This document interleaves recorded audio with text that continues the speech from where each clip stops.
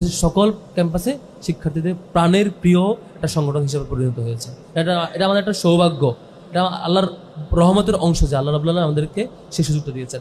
এখন আসলেই এখানে অনেকগুলো প্রশ্ন বারবার আসছে যে আপনারা দেশের জন্য কি করতে পারেন, মাদক নিরসনে কি করতে পারেন, কিশোর গ্যাং নিরসনে কি করতে পারেন, আগামী ভবিষ্যতের জন্য কি করতে পারেন, আমাদের ক্যারিয়ারের জন্য কি করতে পারেন, ঘুরে ফিরে প্রশ্নগুলো আসছে। দিন শেষে ছাত্র শিবির যেটুকু করে সবটুকুই একটা মানুষকে তৈরি করার। আপনি দেখে থাকবেন তো আপনার এলাকায় প্রবলেম কি, প্রবলেম হলো কিশোর গ্যাং। এখানে খোঁজ নিয়ে দেখবেন আপনার গ্রামে কিশোর গ্রুপগুলো গ্যাং হয়ে গ্যাং আকারে বিভিন্ন পলিটিক্যাল পার্টিকে সার্ভ করে, তারা মারামারি বাজায়, তারা আরেকজনের আশ্রয় থাকতে চায়, আরেকজন নেতা তাকে আশ্রয় দেয়, তাকে মাদক দেয়, তাকে বাজে কাজে এঙ্গেজ করে, সেখানে আটকে যায়, এটাকে ব্ল্যাকমেল করে তাকে দীর্ঘদিন এই কাজে এই যন্ত্রণার মধ্যে বেড়ে ওঠে। আপনার সন্তান, আপনার ভাই, আপনার ফ্যামিলি মেম্বার এই পথে নষ্ট হয়ে যায়। শিবির তাকে ছোটবেলাতে এখান থেকে সরাই নিয়ে আসে, তাকে লম্বা যাত্রার মধ্য দিয়ে এমন একটা যাত্রা দেয় যেখানে আমাদের সংগঠনে দেখবেন একটা সিঙ্গেল স্টুডেন্টও মাদকের ধারে কাছেও নাই।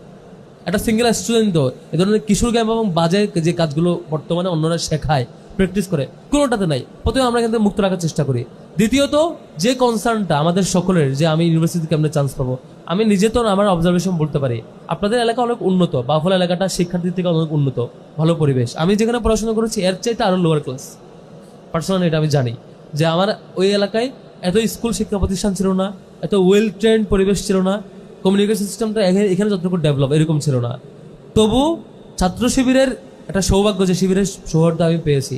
আমি ওই গাইডলাইনটা পাইতাম যে পরের বছর কি পড়া দরকার, ইউনিভার্সিটির জন্য কি করা দরকার, তারপরে স্টেপ কি।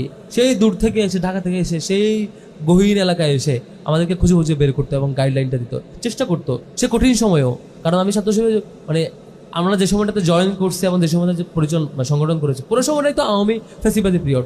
এই কঠিন সময়ে আমি জানি মিটিংয়ে বসলে গ্রেফতার হয়, তিনি এখানে আসলে রিস্ক আছে, এরপর দায়িত্বশীল আসতেন এসে আমাদেরকে হেল্প করতে। সেই জায়গায় আমরা আলহামদুলিল্লাহ এখন চেষ্টা করছি আপনাদের জন্য, আমাদের সকল শিক্ষার্থীদের জন্য অবারিতভাবে ক্যারিয়ার গাইডলাইন প্রোগ্রাম বাড়িয়ে দেওয়া। এটা একদম প্রত্যেকটা শিক্ষার্থীর জন্য অবারিত রাখবার। এইবারে এসএসসিতে যারা এ+ পেয়েছে প্রত্যেককে আমরা সংগঠিত করবার চেষ্টা করেছি।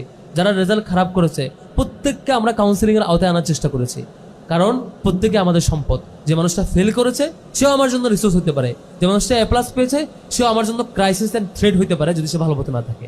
এই জন্য প্রত্যেককে আমরা এটার আওতায় নিয়ে আসার চেষ্টা করেছি।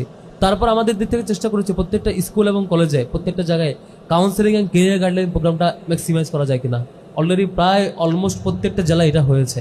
তারপরে সিঙ্গেল ডিজিটদের নিয়ে আলাদা কাউন্সিলিং আওতায় নিয়ে আসা, এটা শুধুমাত্র একটাই স্বপ্ন। এটা আপনারা অনেকগুলো প্রশ্ন এখানে করেছেন জাতীয় বিশ্ববিদ্যালয় নিয়ে এখানে অনেকে হতাশা প্রকাশ করছে, বিসিএস যাইতে পারে না। আমি এটা ভুল ধারণা মনে করি। বরং গত 3-4 দিন